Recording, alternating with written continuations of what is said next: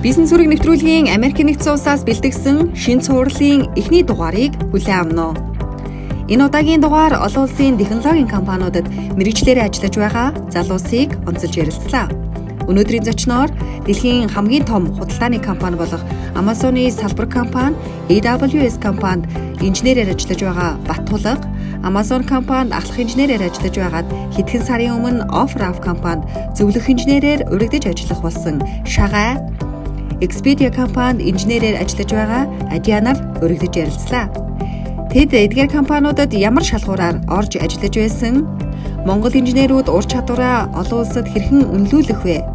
Технологийн салбарын хөгжил зэрэг сэдвээр ярилцсан нэвтрүүлгийг одоо хүлээн авна.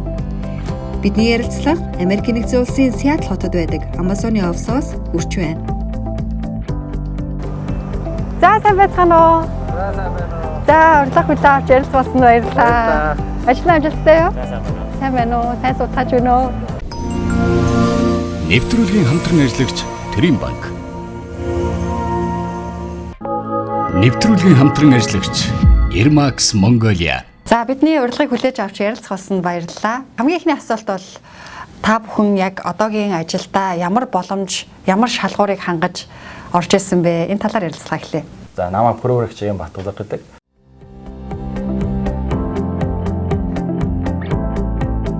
Тэгээд би одоо Amazon-ы салбар компани болох Amazon Web Services буюу AWS Partner Solutions Architect-ээр ажилладаг.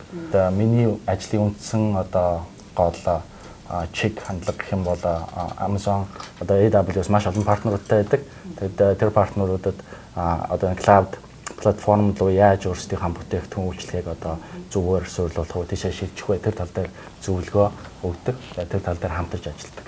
Анх ер нь ямар боломж гарч, ямар шалгуураар орж исэн байж л та? AWS-д ажиллахаас өмнө Capgemini гэдэг компанид ажиллаж байсан. Энэ болохоор бас юм дэлхийн том консалтинг компани байдаг. 160 мянган хүн ажилладаг. Тэгээд би Microsoft-ийн төсөл дээр төвлөрж ажилладаг байсан. Тэгээд LinkedIn-ээр манай одоо энэ менежер над руу холбогдоод өөрөө чинь background одоо миний хайж байгаа одоо энэ ролтой нэлээд төстэй байна. Хоёлаа нэг ярилцуу гэдэг. Тэгээд уцаар ярилцаад хамгийн ихний одоо шалгуур нь болохоор tech screen гэдэг. Одоо эхлээд нэг цаг одоо тухайн багийнхаа хүнтэй яриад тэгээд тэрийг даван тунгууд тэр хүн бол ерөнхийдөө ингээд хамгийн үндсэн юмнуудыг асуудаг байхгүй юу?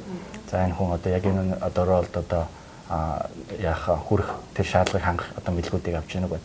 Тэрийг давсан тэгээд дараа нь 5-6 хүнтэй ярилцлага байсан. Тэр нь болохоор on-site гэж байгаа. Тэр одоо тухайн компани офис дээр очиод 5-6 одоо 4-5 цаг ингээд хүмүүстэй ярилцлага. Тэгээд ажлын санал аваад орсон да. AWS бол хэд хаантыг хийгдэж орсон байна те. Анх Америкт яг технологийн компанид яг мэргэжлээрээ ажиллах боломж яаж гарч ирсэн бэ? Би Монголд хамгийн анх GTMS төгссөн. Computer Technical Management-ийн сургуульд software чиглэлээр. Тэгээд сургуулийнхаа 3 дугаар курсээс эхлээд бас энэ Монголын тийм программын том төслүүдээс ажиллах боломж олдож байсан. Одоо гайлын төсөл тухайн үед арилжааны 16 гэж банк гэж байсан. Тэрний бас нэг 10-аад банкныхын төсөл. Тэгээд мастер сурч байсан чинь бас энэ Америкт одоо магистраар бас өөрхөн чиглэлээр сурах боломж олдоод тэгээд ийшээ хөгжиж хамгийн анх одоо Америкт ирж байсан. Тэгээд тэрний дараа Microsoft-д ажилд орж байсан. За Шагагийн хувьд бас харьцангуй залуучууд бас мэддэг болсон байгаа бах тийм ээ. Nasdaq-тэй марн хэд хэдэн одоо ярилцлаганд орсон гэд тий. Amazon-оос ягаад гарав? OfferUp гэдэг стартап компанид одоо ажиллаж байгаа юм байна тийм ээ. Яг ямар ажил хийж байгаа вэ? Одоо болохоор технологийн зөвлөх гэдэг ерөөхдөө бол энэ OfferUp гэдэг компанийн талаар товч хэлье. Манай OfferUp гэдэг компани одоо энэ гар утасны ашиглаад гэртээ байгаа одоо хэрэглэхээ болсон эд хөрөнгөө зарах тийм худалдааны marketplace гэдэг тийм аргачлалтай. Одоо Америкт үйл ажиллагаа явуулдаг ойролцоогоор 40 сая хэрэглэгчтэй тийм платформ байгаа. Би яг веб платформ хэсгээ ерөнхийдөө хариуцж технологийн зөвлөл ахлах гэдэг. Цоноос яагаад гарсан бэ гэхээр өөрийгөө бас сороод шинэ юмд ороод тэрийг бас ингээ яг үнэхээр паблик те олон нийтэд гарах компани хүртэл нь явж үзье те тэндээс бас туршлага судлаа. Яванда ирээдүйд манай Монгол компаниуд яг энэ замаар бас явах байх гэж боддог. Тийм болохоор тэр туршлагаа энэ сурж авъя. Тэгээд тэр туршлагаа яванда манай Монгол технологийн компаниудыг гаргахад ашиглая гэсэн бодолтой. анх Америкт яг мэрэгчлэрээ ажиллах боломж яаж үүсчихсэн бэ? Ямар шалгуураар ажилд орж исэн бэ? Би болохоор 2011 онд Iowa мужид нэг банк санхүүгийн компанид яг хөгжүүлэгчээр орж исэн. Тэгэхэд бас нэлээд олон шатны ярилцлагатай байсан юм аа. Ерөнхийдөө бол нэг яг Америкт байгаа технологийн компаниуд 3 үндсэн шалгуур тавиад байгаа. Энэ хүнд туршлага байна уу? Тэгээд яг тэр мэрэгжлийнх нь мэдлэг байна уу? Дараа нь хандлага байна уу гэсэн 3 шат ерөнхийдөө аваад байгаа. Тэр 3 шатыг ерөнхийдөө бол давдаг гэсэн үг. Ер нь ихэнх хүмүүс. Эхний уцаар ярих болон тэр резюмен дээр бол энэ хүн туршлага нь байна уу? Яг мэрэгжлийн мэдлэг чадамж нь байна уу? Тэгээд үнэхээр өөрж авчираад тэр хүний хандлага болгон мэрэгжлийн чадвар нь өшөө нарийн шалгадаг л тиймэрхүү үндсэн процессор ер нь бол Америкийн технологийн бүх компаниуд яваад байгаа. Яг ур чадварын ер нь яг яаж шалгах вэ? Ур чадварын нь бол яг тэнд ажилтдаг ямар нэгэн инженертэй цагийн хооронд ярилцаад нэг хамтдаа нэг проблем ч одоо асуудлыг хамтдаа шийдэж үздэг. Хамтдаа шийдэж явж байгаа тэр хүн одоо таны чадамжуудыг шалгаа авчин. Дээрээс нь хандлага нь ямар харьцаж болж байна гэдэг нь харж байна. Зарим тохиолдолд 5 хүн ч юм уу 5 дараалаад ордог. Тэд нэр бүгд санал нэгдэжээж яг энэ хүн яг биднэрт хэрэгтэй хүн байна гэж санал нэгдэж. Бараг 6 хүнтэй ирсэн байна. Хамгийн сүүлд director гэсэн захиралтай байна. За Amazon-ы хувьд болохоор бас нэг хүн bar raiser гэдэг одоо нэг илүү үүргэрэлтэй гэх юм уу? Тим хүн бас байдаг. Тэр хүн хэрвээ үгүй гэх юм бол нөгөө 4 тим гэдэг чинь нэмэргүй. Bar raiser болохоор яадаг вэ гэхээр энэ хүн бол Amazon-ы стандартад одоо нийцж гэнэ үү гэдэг. Тэр хүн болохоор илүү их туршлагатай, маш олон интервью хийсэн өндөр одоо албан тушаалтай хүн байдаг байхгүй юу? Америкт одоо яг мэрэгчлэр ажиллаад хэдэн жил болж байна? 15 онд одоо тэгэхээр 4 жил гар болж ин гэсэн үгтэй. Хамгийн анхны боломж болохоор Amazon-д байсан. Тэгтээ би контрактор буюу гэрээт ажилтан гэдэг гэр орж байсан. Өөр компаниар Tech Systems гэх бас консалтинг компани 70,000 хүнтэй. Тэгээд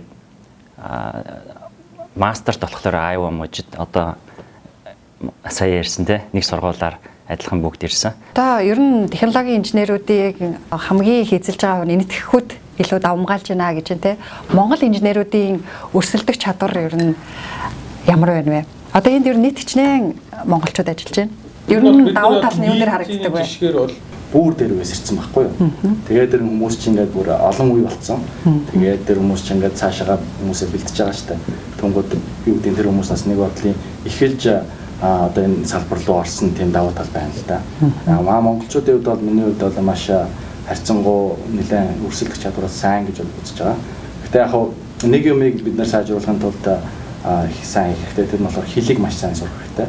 Монголчуудын сул тал санаачлалтай байдал ер нь Харин илүү биш үү? миний хувьд яг энэ асуултан дээр би айгүй бүдэрчээсээ 2012 онд Facebook дээр ажилласан дөрөв. Тэгээд ер нь технологийн нэг юмнуудын давсан ч гэсэн хамгийн сүүлд нэг менежер нь чи өөрөө яг юу хийх юм гэсэн чинь би ингээд нэг хариултгүй байг. Одоо технологийн компанид ажиллах боломж хол байна гэдэг сэтгэлгээнээс үүдэлтэй гэж ойлгож болох уу? Тийм. Нэгдүгээр бас тийм Монголд ч гэсэн ингээд бодоход ингээд бид нэр ингээд яг ингээд юмыг ингээд нэг харахтаа за ингээд би нэг ажилд орчлоо. Надад нэг юм өгөх юм байна. За тэрийг л хий гээл те. Тэгэл ингээ хараад хүн хараад яг ингээ өөрөө нэг гүйцэтгэж байдлаар хараа сурцсан юм шиг. Тэнгүүд энэ ч ирээд тэгж яг тэр хандлагаар хандхалаар тэрнээс илүү юм хийж иж тэр хүн өөрийгөө харуулах хэрэгтэй болчих. Тэгээ тэр хоёрын зөрчилдөд дугаас байгаа надаа хин юу өгөх бол гэд ингээ хараа суух биш энэ ч өөрийгөө л харуулж өөрөө юм хийж иж илүү чадвартай бол 2-3 юм хүний юм хийж иж тэгжээж дэшээ явдаг ерөнхийдөө. Би юу хийх юм бол энэ компани сайн ажиллах уу гэдгийг бодох хэрэгтэй. Тэргээ бүр одоо оюутан байх үедээ бодох хэрэгтэй үстэй тийм. Тухайн мэрэгчлэр сурж байхдаа ч юм уу тийм. Хоёрдугаар ерөнхий манай одоо үүдээ манай хүмүүсийн ерөнхий нэг тийм одоо монголчуудын онцлог үүдэж шүү дээ. Хар багаас нь том том ярьж хаад чи дуугаа юм буугаа гээл тийм. Энд болохоор тэгэхгүй аль болохоор чи өөрийгөө илэрхиyd аль болохоор л өөрийгөө сайн заар тийм. Одоо тийм одоо адвертайз хий тийм. Тиймэрхүү хандлага байгаа байхгүй юу. Тэгэхгүй бид нар ч болохоор нэг жоохон бас тийм болчоор энэ ангираа хүн гэдэг сарчдаг ч юм уу те. За энэ нэг одоо бас жоохон амбицтай гэдэг ч юм уу, амбицтай ч гэдэг юм уу те. Харах гад байдаг. Тэгээд нөхрийг болохоор яг одоо зөвөр харах хэрэгтэй байхгүй хүмүүсийг те. За аль болохоор дэмжээд те ингээд тэгжээж юм чинь өгсөж. Яг компанийнхаа зүгээс харахаар тийм хүмүүс тийм хүчээр ерөөхдөө босч байгаа. Яг хийсэн гэс илүүтэйгээр Энд бол Монголоос ч ажиллах боломж бас байгаа шүү гэдэг энэ тал дээр ер нь яг танай өөрсдийнх нь ажиллаж байгаа компаниуд дээр ямар боломж байна? Тийм. Яг ингээд бид нар өөрснөө ирээд ингээд боломжтой гэдгийг мэдсэн болохоор арай жоохон хэлэхэд амар байна л та. Тэр гэхдээ хоёр үндсэн зүйлээс ерөөхдөө бол яг энэ ремот ажил сүүлийн үед их болоод байгаа нь ямар утга учиртай гэхээр технологийн компаниуд ихчлэн Америкт үүсээд байгаа. Тэгээд хүний нөөцийн хувьд хомсдолтой ороод байгаа болохоор аль болох гадаадаас хамаагүй чаддаг хүнээ авчий гэдэг ойлголтоор тэр нэг хүчин зүйл. Нөгөө зүйл нь юу гэхээр одоо нэг шинэ Z generation гэдэг шинэ үеийн хүүхдүүд юу гэхээр аль болох сул чөлөөтэй нөхцөл байдалд ажиллах сонирхолтой болсон. Тийм болохоор шинээр орж ирж байгаа болсон хүчин тааруулсан өөрчлөлтүүдийг одоо энэ технологийн компаниуд хийж өгж байгаа. Тэр нь юу гэхээр чи ажилдаа хэдэн өдөр ирэхгүй ч байсан болон тэг гэрээсээ ажиллах боломжуудыг олгож байгаа байхгүй. Тэгэхээр энэ хоёр хүчин зүйлээс л энэ зайнаас ажиллах боломжууд ерөнхийдөө бол нэгдэж байгаа. Энийг хамгийн түрүүнд бий болгож байгаа компаниуд юу гэхээр хүмүүсийг аль болох хөрөнгөөр биш тэр нөгөө нэг бусад ажиллах орчноор нь татах бодлоготой байгаа шинэ залуу компаниуд ерөнхийдөө хэрэгжүүлж эхэлж байгаа. Тэгэхээр Amazon болон Microsoft гэдэг энэ том болсон компаниуд бол аль хэзээ тэртээ тэргүй тийм нөхцөл гарахгүйгээр хүмүүсээ ажилдаа авах боломжтой. Нөгөө талд нь тэгж нөгөө нэг их цалин амлаж чадахгүй компаниуд юугаар хүмүүсийг татаад байгаа гэхээр тэр нөгөө нэг боломжуудаараа зайнаас ажиллах боломж. Тийм учраас энэ боломж ер нь сүүлийн үед нэлээд тренд гэхэр ч одоо голчиг хандлага, хүний нөөцийн голчиг хандлага болж байгаа тийм. Гол нь бас нэг юм юу гэхээр хүндрэлч гэдэг юм уу тэрний юу гэхээр experience гэж ярьсан шүү дээ. Одоо монголчууд бас зарим хүмүүс мэддэхгүй бас байгаа шүү дээ. Тэнгуүч одоо яг ингээд мэддэхгүй улсаас бас мэддэхгүй хүний ингээд ажилд авчирч маш амар бас риски л байгаа байхгүй тийм. Тэгээд бид нэр хэдий ч нэ өөрийгөө таниулнаа төдий ч нэ одоо тэнцэнээс одоо сайн одоо юу гэдэг бүтээгдэхүүн гарч ирэх тусам хүмүүсийг илүү авах сонирхол үүсэж байгаа байхгүй. Одоо чинь Америкт ажил тайлдаа гэхэд бас нэг юм анзаарсан юм хэд гадна ажиллаж байсан хүмүүсийн experience-ийг их тоодгүй юм байлээ. Туршлагаад одоо чинь магадгүй Монголд одоо юу гэдэг нэг 10 жил ажилласан ч гэсэн Америкт ажилласан туршлагач хэдэн жил ингээд тийм л юм асуудаг. Тэгэхээр тэр төвшин хизээ хүрнэ те. Тэгээд хизээ хүлэн зөвшөөрөлд нь тэр үед илүү амар болно та. Одоо тэр одоо GitHub гэдэг одоо тийм одоо код бичдэг тийм repository буюу хадгалдаг тийм одоо вебсайт байгаа шүү дээ. Тэн дээр ингээд одоо өөрийнхөө одоо түрүүний хэлдгээр ингээ хувь нэмрээ оруулаад код бичээд тунгуудаа ажилд одоо apply юмгууд нөгөө чинь за туршлагч юу юм бол за энийг харангууд нөхөр ингээл хараад те. Тунгууд чинь тэр хүний бүх хийсэн ажил ингээд ил байх юм бол ойлгомжтой авч байгаа байхгүй юу? Одоо жишээлбэл саяны Эрхэсглийн компани жишээг дуртахад бол тэн дээр хүмүүсүүд нь те программистууд нь яг юу хийж ийнэ гэдэг нь шууд ороо харж боломжтой. Тэгэхээр тэр хүмүүс бол шууд ингээ ажлаа үнэлүүлэх боломжтой болж байгаа. Би ийм юм хийсэн project ийм юм гэдэг. Тэгээ одоо яг эрхсээс нэг залуу одоо энэ ч ирсэн. Сая дүнгийн Microsoft орсон гэж байна. За. Та нарын ажлын ачаалал ер нь хэр их вэ? Мэдээж ямар ажил хийдэг те. Тэр бол маш шалтгаан. Болж тухайн хувийн менежмент дээр бас ажиллагаа нөхөлтэй. IT-гаар ажиллаж байгаа хүмүүсийг одоо маш их суудаг, бараг л арга гэр нь орхигдох гээд байдаг гэж яриад байдаг шүү дээ. Буруу аргаар амар хэцүү ажлыг амар буруу аргаар хийгээд амар их цаг зарцуулдаг байхгүй юу? Ер нь хөвчлээ. Монголд байгаа компаниуд ерөөхдөө технологи ингээ хуучирсан технологиор амар сүүлийн юм хийх гээд тэрэндээ түүртэд амар цаг зарцуулаад байдаг байхгүй. Тэрийгээ тэгээ заавал ингэж хийх ёстойг ойлгоод явчихсан. Америкт яаж байгаа гэхээр аль болох чи өөрийгөө суллаад чөлөөлтөд маш бага одоо effort гэдэг чинь чармаалт гаргаад амар их одоо үр дүнд хүрж ивэл тэр нь илүү сайн гэж үздэг байхгүй. Тэр заавал их суугаад их ачаалттай байх чинь гол нь биш ээ. Чиний үр дүн чинь хэр их ямар бага effort зарцуулаад ямар achievement хийж ийн гэдгийг л ер нь бол хэлээд. Тэгэхээр хөнгөлж байгаа тэр юмнуудаар анхаарал хандуулдаг тэр. Тийм боломж байгааг хаанаас яаж судлах ёстой юм бэ? Өөрийгөө байнга хөгжүүл таны мэдлэг болон чадамж чинь хөгжих тусам л та аль болох сулраад чадамж чинь өсөж явах хэрэгтэй. Одоо cloud гэдэг үйлчлэгээ шүү дээ. Тэрэн дээр одоо өөрийнхөө solution гэдэг ер нь cloud нь өөр энгийнээр тайлбарлах юм бол ерөөсөө Lego шиг болцоохгүй. Lego гэдэг тоглоом байдаг шүү дээ. Тэгээд яг хэрэгтэй пэйсүүдээ авчраад ингээл тавьчихдаг. Түүнгээс ч өмнө яд эдэн цаар авдаг байсан юм. Одоо бол ерөөсөө хэдхэн өдрийн дотор босч ирж байгаа байхгүй. Сая Amazon-ы AWS одоо гэдэг нь яг яагаад үүссэн бэ гэвэл энэ технологиос сайжруулах гэж үүссэн өөрийнхөө бизнес дээр. Тэгээ өөрөө сайжруулах гэж үүссэн компани өөрөө ингээд одоо том болж байгаа. Тэрийг хүмүүс ашигладаг те cloud. Тэр өмнө нэг үгээр хэлэх юм бол одоо нөгөө мод яхахтай зүхээ ирэл гэдэгтэй адилхан. Зүх нь улам эртээ болоод байгаа гэсэн үг л. Тэгэхээр хуучин ингээ мохоо юмар ингээ зохиод авах эсвэл одоогийн тэр өөр компаниудтай гаргаж өгöd байгаа бэлэн энэ ч байгаа хэдэн хүн байгаа те Amazon-ы 10-20 мянган хүний тархиар хийгдсэн юм. Тэнд чи 2 жил хийх байна уу? Шууд аваад ашиглаад өөрийнхөө айдыг ашиг хийлдэ гэсэн тийм санаа аваад байгаа байхгүй. Нэвтрүүлгийн хамтран ажиллагч Төрийн банк. Нэвтрүүлгийн хамтран ажиллагч Ermax Mongolia.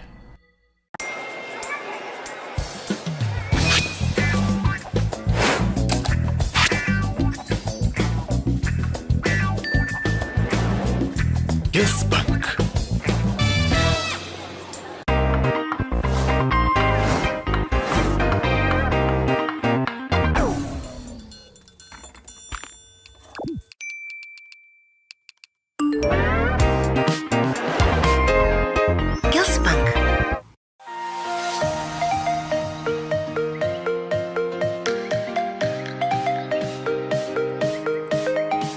Сав гаргийн үедээ 11 цаг болж байна. Та ажил дээр байна уу? Харин биш үү?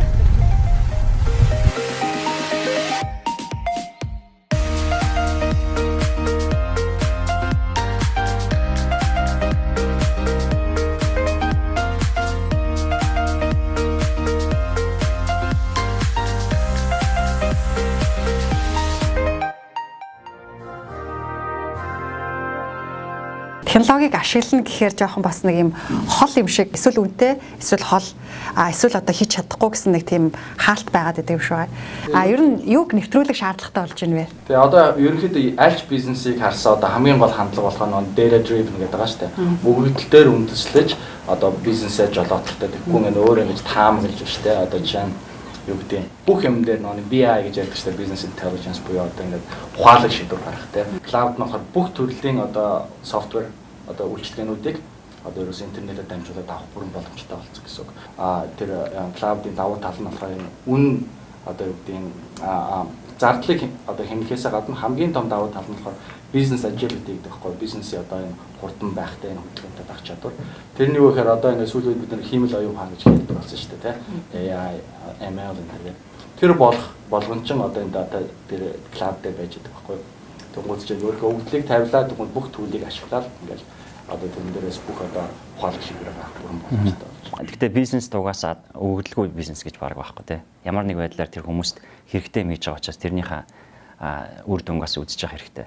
Тэгээ би болохоор одоо яг Nexpeed-д болохоор дөнгөж сая туршлагаасаа ярихад AI Labs гэдэг одоо хиймэл оюун ухааны лаборатори гэж байгуулад тэр багт нь орж ажиллаж байгаа байхгүй.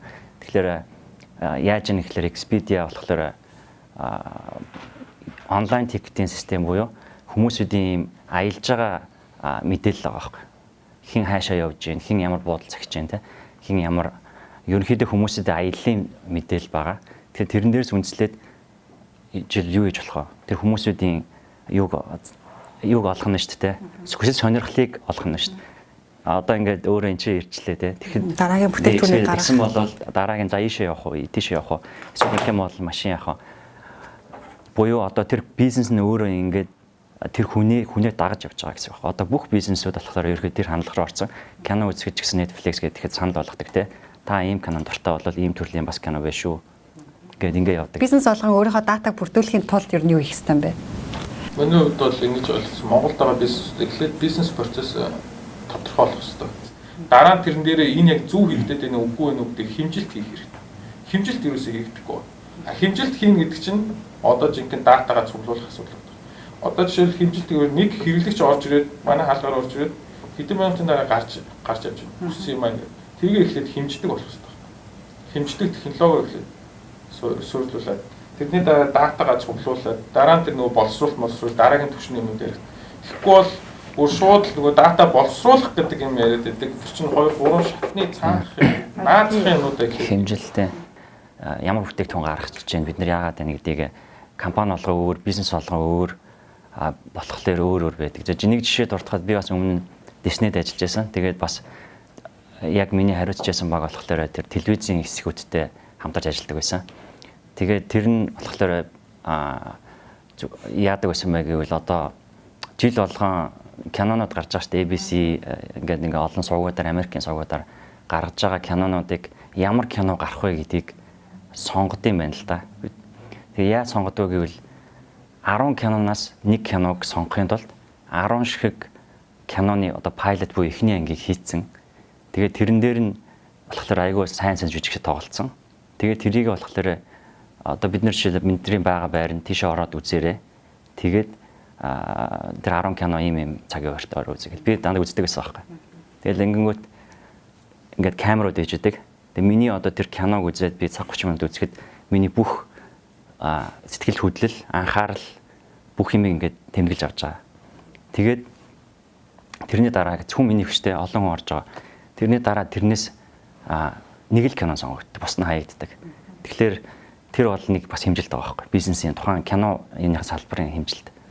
Ализине баг тийм төвшөнд хүрсэн байгаа байхгүй. Тэгэхээр тэр кино амжилттай явах хүний сонирхол татахыг Ализине мэдсэн зүгээр нэг санамсгүй кино гаргаад байгаа биш болцсон байгаа байхгүй. Тэгэхээр тиймэрхүү бат жишээнүүд байна л да. Монголд одоо ингээд технологийн сайн бүтээгдэхүүн гаргахад суур систем нь одоо айгу дутагдaltaй байна гэж бас их ярьдаг. Ер нь Монголын бизнесүүд ямар технологийн хөгжлийг нэвтрүүлж байгаа талаар мэдээлэл байна уу? Гэхдээ ер нь яхаа байгаа л да. Одоо бүгд ер нь ямар шатанд, ямар төвшөнд яв. Тий ERP бол харьцангуй гайгүй бас бүх компаниуд нэвтрүүлээд бараг дуусч байгаа гэж бодож байна. Тэгээ ер нь ямар төвшөнд явж байгаа гэж хэлэх вэ? Тэгээ бүх ERP дампуурт байхгүй. Дампууртаг.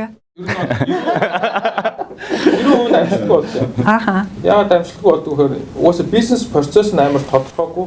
Нэвтрүүлснийхаа дараа юу? Одоо байгаа бизнес процесс нь амар тодорхойгүй. Тэнгүүд яг тэрэндээ тааруулаад софтвер хийх гэж оролддог байхгүй.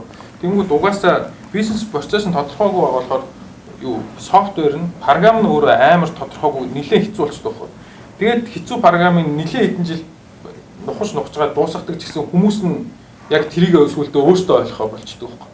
Тэгээд ер нь ихэнх ERP-нүүд ер нь бол дампуурлаж очдог. Одоо үр дүнгээ үзүүлж чаддаггүй гэсэн үг үү те? Тэрийг чи айгүй өндөр үнэтэйгээр нэвтрүүлдэг штэ. За ерөөсөө ERP нэвтрүүлэхгүй бол болохгүй юм байна гэд хамгийн түрүүнд технологи нэвтрүүлж байгаа шат нь ERP гэдэг юм шүү гээ. Тэгээ яаж тэгвэл тэрийг үр дүнтэйгээр ашиглах? Миний хэлээд байгаа нөгөө түрүүл хэлээдсэн point хүний нөөц нь байхгүй гэж юу? Хүний нөөц биш. Бизнес процессоо тодорхой болох, энгийн болох, айл болох, олон үйлдэл дарааллуудаа арилгах гэдгийг хамаадаг. Тэрний дараа тэрэндээ зориулаад софтвер хийх. Эсвэл софтверээ дагаад бизнесээ өөрчлөх гэдэг хоёр аргачлал байна. Яг програмдаа зориулаад юу компани бүтцэн дагаад өөрчлөлт. Одоо сүүлийн үед одоо Америкт хэрэгжлүүд agile гэдэг одоо аргачлал одоо бизнесийн аргачлал гэдэг хурдтгалтай юмыг хийх гэдэг аргачлал. Тэрэндээ зориулаад технологи бас солиод байгаа. Жишээлбэл microservices гэдэг аргачлал гарч ирээд байгаа. Монголд бас сүүлийн үед хүмүүс хэрэглээд байгаа. Програмыг ерөөсөө нэг юм том цогц програм хийх биш, олон жижиг програм хий. Яг тэрэндээ зориулаад компанийнхаа бүтцийг agile гэж жижиг багуудад хуваачиг гэдэг. Одоо шинэ аргачлал руу бүгд яваад байгаа. Технологийн компаниуд технологийн компани биш одоо Америк Монголд яагаад гэхээр нэг том багтай тэнгуүтээ бид нар microservices хийн гэж яриад байгаа нь өөрөө утгагүй. Тэр өөр чинь хамтдаа явах хэрэгтэй байтал. Монголд яагаад microservices хийцэн гэсэн чинь тэгвэл танаа одоо бизнесийн зохион байгуулалт ингэ agile биш. Нөгөө л нэг том бүтц хэвээрээ бодох. Нэг даргатай, дарган доороо хоёр дахиад даргатай, тэрэн доороо дарга нартай тэгснээ баахан хүмүүстэй ч юм уу. Ийм гурвалжин байх юм бол хэзээ ч microservice бүтэхгүй байхгүй. За одоо та хэд рүү хувь хүн рүү чиглүүлсэн асуулт асуу яхад ер нь энд ажиллаж явах хугацаанд ямар асуудал хамгийн одоо асуудал болж исэн бэ? Хамгийн том тулгарч исэн бэрхшээл нь юу вэ? Миний хувьд бол хамгийн эхлээд бол хэл байсан. Яг ингээд сургуульд сурах нэг ондоо.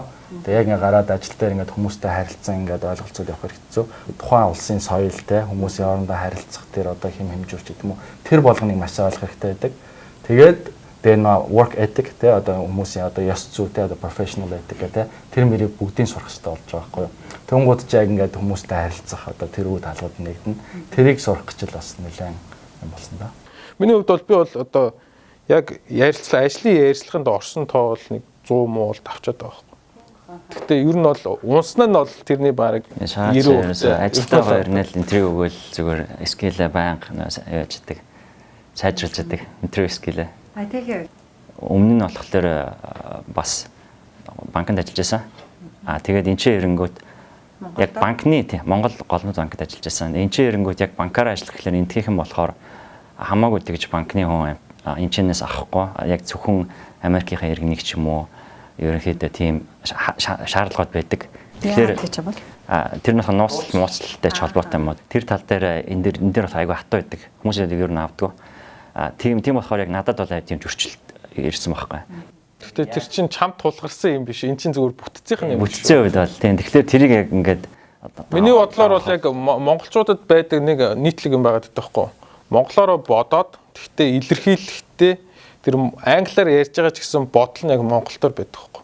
Интервью дээр ирж байгаа яг миний одоо хамгийн их гаргадаас бид нар яг монголоор бодоод байдаг. Гэхдээ илэрхийлж гаргаад англиар ярьж байгаа ч гэсэн яг бодсон бодол нь монголоор нөгөө талд хүн ойлгохгүй. Би гэхдээ чиний хэлсэн үгнүүдийг мэдээд байна. Гэхдээ яг юу хэлэх гээд байгааг ч ойлгохгүй нэг тох. Тэрийг сурахын тулд ер нь бол 1-2 жил би бол зарцуулсан. Бас манайхан нөгөө хийсэн юма тайлбарлаж чаддгүй шүү дээ. Америкт ингээд одоо жишээл интервьюд ярьж байгаад ингэнгүүтээ амар доогуур үнэлэхтэй орчтой байхгүй ихэнх монгол хүмүүс тэр компани. Тэнгүүтээ сарын дараа чи энэ болгоныг мэддэг байсан юм уу гэдээ бас тэгдэг байхгүй. Ер нь анх ямар ажлуудаар өөрсдийгөө одоо хүлээн зөвшөөрүүлж ирсэн бэ? Тэр одоо шууд тим ажил гэж юм дүнсэн тим ажил байдгүй. Шин санаа гаргаж ирээд за нэг ийм асуудал би олж харлаа. Ингээ шийдчих юм уу бүр илүү сайн тийм. Зөвхөн санаачлагтай байх хэрэгтэй тий. Зөвхөн ажиллаа хийгээд зогсох биш, нэмээд илүү санаачлагтай тий хүмүүсийн хараагүй хардаг ч юм уу. Тий одоо тиймэрхүү шин санаа эднэр гаргадаг бол тэгэх юм бол илүү хүмүүсийн багийнхаа итгэлийг наадах чи ярьсан чинь нэг юм асуудал бас амар санаанд туршлаа. Монгол инженерүүдэд амар их байдаг хгүй. Ганцаараа бүх юмаа хийдэг. Тэнгүүт ингээд өөрийгөө батлах гад ингээд ганцаараа хийгээд ангууд багийнх нь ерөөсөй ойлгох болчтой хгүй. Сүүлдээ тэгээд тий. Ер нь бол манай Монгол инженерүүдийн бас нэг зовлон тэр өгдөхгүй юу.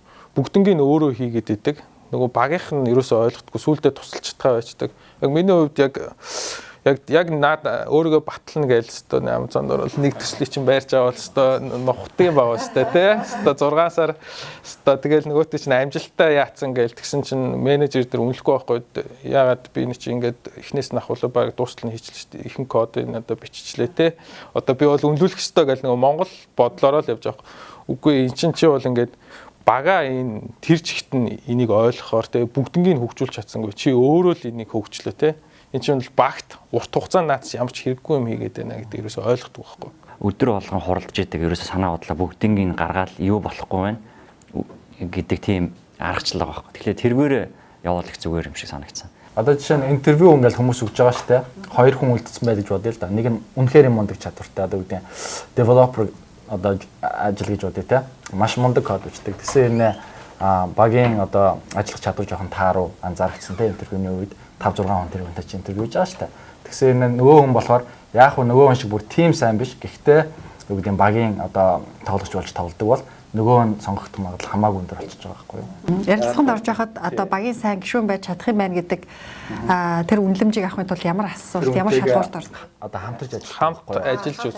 Одоо тэр хүн чинь асуулт асуу штэ. Тэнгүү зүгээр ингээл хараас авахгүй тэр хүнтэй хамтарч ажилладаг байхгүй тэр шийдлийг олох гээд. Диснейд ажиллаж байхдаа нэг прожект дээр ажиллаад айгу хурдан исэн л яагаад хурдан исэн гэвэл амрах гад. Тэгээд амралтаа аваад явах гад айгу хурдан өөрийгөө дэвчилсан байхгүй. Тэгээд нэг 6 сар хийх ажлыг 2 сард хийсэн. Тэгээд тэгж нэг үнэлэгдэжсэн. Яг тэрнээс өөрөөр бол яг ажиллаа хийгээд явж байгаа угаасаа өдөр тутам хүн энэ ямар хүн бэ, перформанстай вэ гэдгийг нугасаа хараа явж идэг. Тэгээд өөрөөсөө илүү юм гаргаж ийнө гарахгүй нэг явж идэг. За та хэдийн хувьд одоо ингээд энд мастраа хамгаалчлаа, томоохон компаниудад ажилласан туршлагатай болчлаа, тий? За Монголд бол ингээд юу ч хийсэн шин байгаад Монголд одоо гарааны бизнесийн хөдөлгөөн маш эрчимтэй өрнөжийн л та ямар ч бизнес хийсэн одоо шин байгаад зах зээл боломж бас маш их байна гэж. Монгол руу яагаад буцаж очихгүй энд байгаад байна вэ? Ер нь тийм бодол төрж ирсэн. Монголдоо ер нь очиод ийм технологийн бизнес хийчихсэн. За шаа явдал хийж байгаа тийм ер нь очно гэж бодож байгаа. Дээр нь би бас Монголд компанитай. Тэгээд зүгээр юу тээвэр зурчин компани байгаа. Гэр бүлийн. Тэгээд ер нь янз янзын хийжл байсан. Тэгээд үргэлжлэх холбоотой байдаг. Тэгээд заавал нөгөө нэг хувь нэмрээ оруулахын тулд заавал тэнд байна гэсэн ойлголт байхгүй. Тэгээд яг ер нь явандаа бол очно. Гэтэ энэ ч бас маш их сурах юм байна. Тэ хөгжих юм байна. Надад бол хоёр асуудал байгаа. Буцахад бол эхлээд би ганцаараа очиод бол өөрчлөлтийг хийж чадахгүй тийм. Тэгэхээр баг хэрэгтэй болох нь. Тэгэхээр баг бэлтгэх гэдэг ажил ер нь бол одоо хийгдэт байгаа. Баг бэлэн боллоо. Тэрний дараа хөрөнгө оруулалт. Энэ хоёр юм хэрвээ яг зөв бүрдэж чадах юм бол бид нар бол ямар асуудал гэдгийг шийдэх боломж бол байгаа. Биднэрт одоо энэ олон улсын түвшинд нь хүрсэн тэ knowledge нь байна. Гэтэ knowledge-ыг тэнд Монголд нутагшуулахад ерөөсөө хоёр юм хэрэгтэй байгаа. Эхнийх нь баг хөрөнгө оруулагчид ойлгож үнэлж чадахгүй байна тий. Монголд байгаа хөрөнгө оруулагчид банк санхүү шиг ажилладаг байхгүй. Ер нь бол за би ингээ энэ мөнгөө оруулъя 2 жилийн дараа яаж авах вэ? Технологийн бизнес хязгаарч 2 жилийн дотор тэр мөнгө нь гарч ирэхгүй байхгүй. 5-аас 8 жил хүлээх хэрэгтэй. Тэгэхээр тиймийг ойлгодог хөрөнгө оруулагчдаар нь бий болох хэрэгтэй л гэж бодож байна. Миний хувьд болохоор буцаж очино. Гэхдээ энэ ч бас сурах юм зөндөө байна. Шинэ юмнууд. Тэгээд бас зүгээр суугаагүй юм хийж байгаа. Бас Монгол тий. Найзуудтайгаа хамтраад. Гэхдээ яг бэлэн болоогүй. Ер нь тэнд зах зээлийн ямар боломжийг харж байна? Би бол ингэж харагдсан шүү дээ. Гарааны бизнес гэлдэгсэн шүү дээ. Монгол маш их. Монгол ер нь нэлээд одоо Израиль шиг хандлагатай байвал дээр юм уу гэж боддог байхгүй юу? Яг гэхээр монголч аюу жижигхэн маркеттай. Тэгвэл яг ингээд жинхэнэ ёсоор одоо үүдийн компани болоод технологи хөгжүүлээд явахад бас жоохон очир дутагдaltaй. Яг Монголыг яг эхлээд юу гэдэг тэр өөрийнхөө тэр маркетэд туршилт маркетинг хийгээд тэгвэл шууд гадны маркет руу шууд одоо чиглэсэн team бизнесүүд илүү сайн явах юм шиг санагдав. Одоо чинь Израиль ч юм байхгүй. Одоо 7 сая хүнтэй. Тэгсээр нэг innovation-ээр стартапынхаа амжилттай стартапынхаа тоогоор Америкийн дараа орж байгаа байхгүй юу. Тэгмүүд чи яг тэдний энэ бизнес модель нь илүү үр дүнтэй мөн гэж харагддээ. Монголд магадгүй чиглэсэн байж олон гэхдээ тэр нь явандаа бүр шууд дэлхийн маркет руу чиглэсэн юм. Нэвтрүүлгийн хамтран ажиллагч Төрийн банк. Нэвтрүүлгийн хамтран ажиллагч Ermax Mongolia.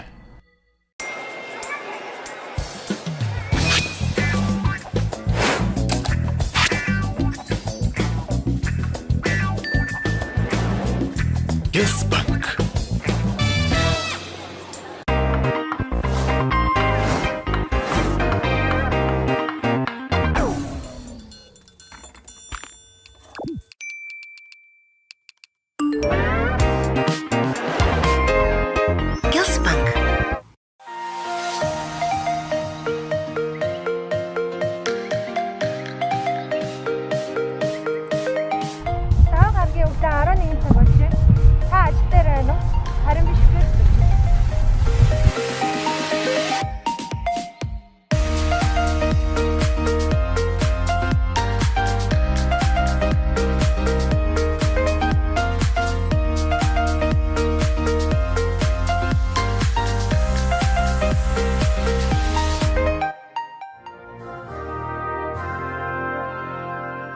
Өөрснөө хэрэглэхгүй.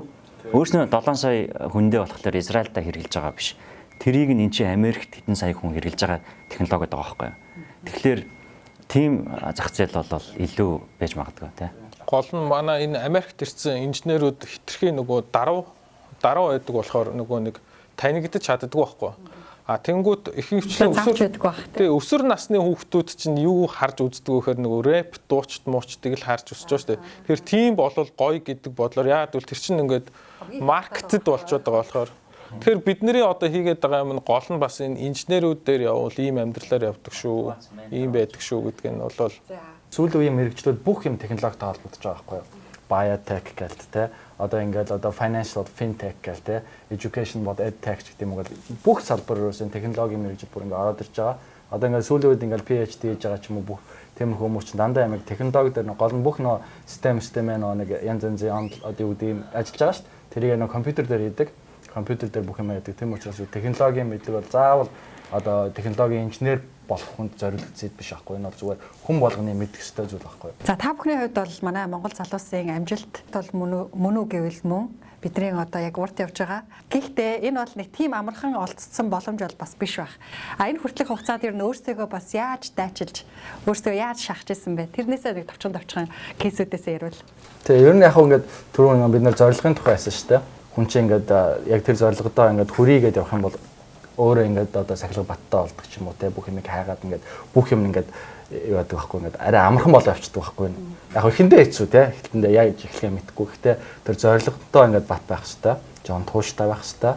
Тэгээ дээр нь бүх одоо энэ янз янзын одоо юу гэдэг онлайн одоо хэрэгслүүд байна шүү дээ те төвлөрүүд платформуд тэднийг маш сайн эрхлэх хэрэгтэй. Тэрний тулд хилээ сайн сурах хэрэгтэй. Ер нь нөгөө интервьюд орчоод нэг интервьюнийхээ хариуг хүлээнэ гэж амар хэцүү үе байдаг байхгүй. Тэгэл 7 хоног бол там шиг өнгөрт юм уу? Ер нь бол амар хэцүү байхгүй. Гэхдээ байнга интервьюд яваад тэрийг ингээд даваад угаасаа тэнцэгч байсан, тэнцэхгүй ч байсан гэдэг би ер нь фитнес болгоч л гэж бодсон ш. Тэрийг ер нь интервьюд ороод за үгүй гэж эхний нэг 10 үгүй чи одоо тэнцэнгүй гэдэг одоо хариулт авах нь амар хэцүү, сэтгэл зүйн хувьд айгүй дарамттай. Гэхдээ би миний хувьд юу гэж бодсон гэхээр фитнес болгоё л гэж бодсон. Тэ яг нэг дасгал хийж байгаа юм шиг окей хүнд юм өрхөөр ингээ болчихоо өвдсөн шүү дээ. Яг тэрэн шиг одоо сэтгэл зүгээр үгүй гэж хэлэх чинь амар өвдөн. Окей гэхдээ дараагийнх нь хийгээд хийсээр байгаа л ер нь бол энэ хүртэл явсан да.